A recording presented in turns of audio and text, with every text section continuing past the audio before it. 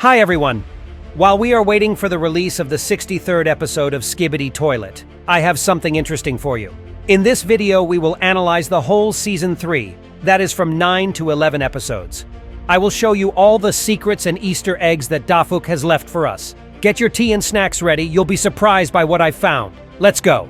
Remember that in the last 8th episode, Skibidi and the agents just went to all-out war.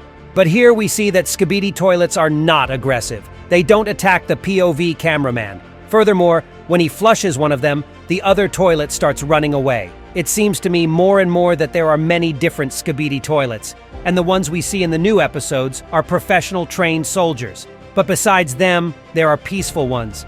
There is a statue in front of them that shows the male 07 toilet from episode 1. By the way, if you don't understand who male 07 is, I suggest you watch the Who Created Skibidi Toilet video on my channel after watching this. There is a golden toilet on top of the statue. At first you might think it belongs to Skibidi from episode 1, but it doesn't. Notice that the cistern of this toilet is very narrow. We've only seen one of these on G-Man and the Flying Skibidi from episode 5. I think this toilet is honoring G-Man because he's more like the leader in the early episodes. As we understand it, the toilet from the first episode is worshipped here. By the way, I'm not sure if he's alive or not because we haven't seen him flush. Also note that there are people walking and cars driving in the background. It looks like a normal town. Only now the Skibidi toilets live here along with the people. I have an idea where the people might have disappeared to, except that they have turned into Skibidi toilets. But I'll tell you about it later. Notice that the Skibidi have shirts on the inside.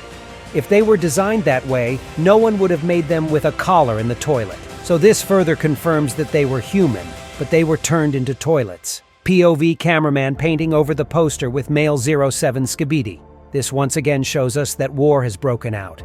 Agents and toilets are fighting for influence, possibly for the opportunity to be the major race on this planet.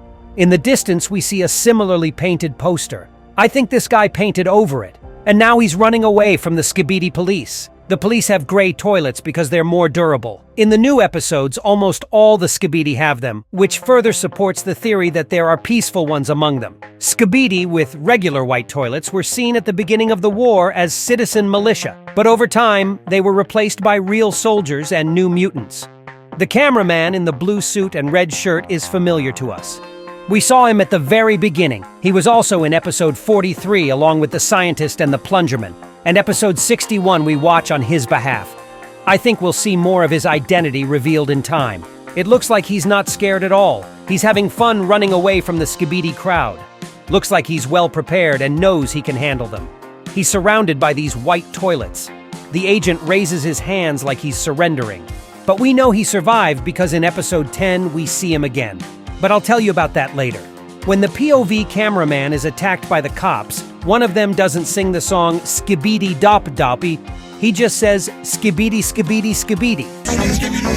I'd like to note that in the old videos the toilets always sang the song, but in the new ones they started just saying Skibidi Skibidi Skibidi. One of my theories is that when they sing, that's their normal mode. But when the toilets attack and try hard, they just say Skibidi Skibidi. In episode 18 we get to see the same scene. The monument is overturned and broken. The police toilets are destroyed. Here's this big guy handling them one by one. One of the destroyed agents right here is probably the one we watched episode 9 on behalf of. Looks like there's a lot more Alliance in this place now. It's also where Titan first appeared, which means the Alliance has a big advantage. Alright, now we're going to move on to episode 10. We see a church, and instead of chairs, there are toilets everywhere. Notice that there are no heads sticking out of them, although then they appear. Maybe they were born here or something, I don't know. We've never seen a Skibidi hide his head in the toilet and then stick it out again. If you flush them inside, they're eliminated completely. I also thought to create a Skibidi you needed people, but all we see here are toilets. Maybe they can be created from toilets with this song too.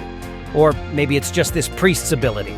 By the way, the priest has the head of male 09. Let me remind you that this is one of the main characters from the Multiverse of Beatbox video. There's also a poster of the first Skibidi toilet on the wall. When we first open the door, we can see a man in his underwear spinning around on the floor. I think that's who we saw in episode 4. He was sitting at the same table as G-Man. I think he was supposed to turn into Skibidi Toilet, so it could be any other person. Like I said, the agent with the black camera survived last episode and now goes to take down Skibidi again. And like I said, he's more experienced. While all the cameramen ran off to some unknown location, this guy climbed up on a cistern and flushed out the Skibidi priest.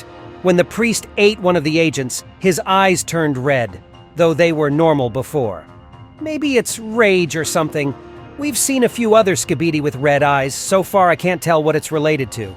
The nimbus isn't real. It's attached to the priest's head with these things. Notice that the Skibidi toilets didn't attack, although there were a lot of them. They're just scared and run away. In the newer episodes we don't see this at all. They are always fighting. Among them in episode 10, there is a Skibidi woman. This further proves the theory about the large number of peaceful Skibidi. But then they must live in some kind of city or a big restroom, I don't know.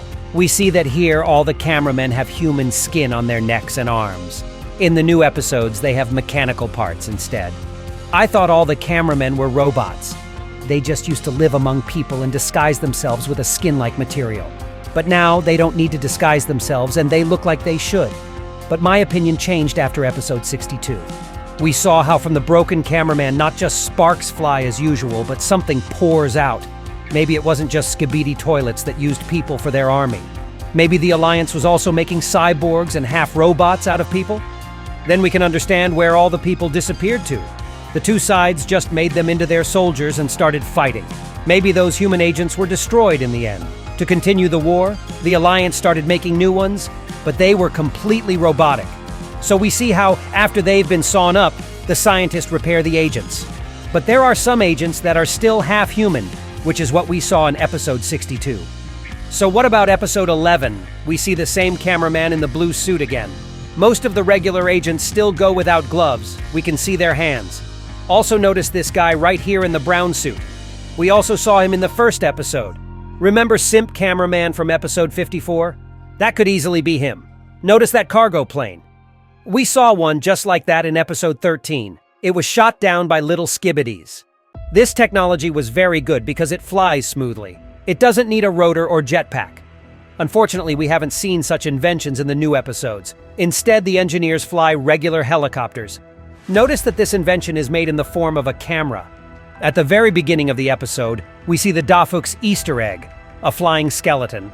Also here we see Skibidi's new invention, the triple toilet. And it's quite tricky because it's hard to flush. 3 heads can fight off opponents from all sides. I'll remind you that in these episodes, we haven't seen Titan yet. It's unlikely that regular cameramen could handle such a huge and protected Skibidi. His size has something to do with Skibidi the scientist. As we remember from other episodes, he enlarged himself many times over. But I think here he used that technology to create the G-Man toilet and this huge triple toilet. As usual, there are little Half-Life characters running in front of the toilets. These are the exact guys we saw in episode 7. There's no sense to it, it's just another Easter egg. Also, all the middle toilets in the back have male 09 heads. Yes, now it's time to remind you to watch my Who Created Skibidi Toilet video, then you'll know who we're talking about. I hadn't noticed the connection of the Skibidi toilets to the 7th and 9th of the early episodes before. The shape of the triple toilet is very similar to G-Man's, only the bottom of the toilet is more curved. I think it's a more modern and sturdy toilet, so it's only used for special Skibidi inventions.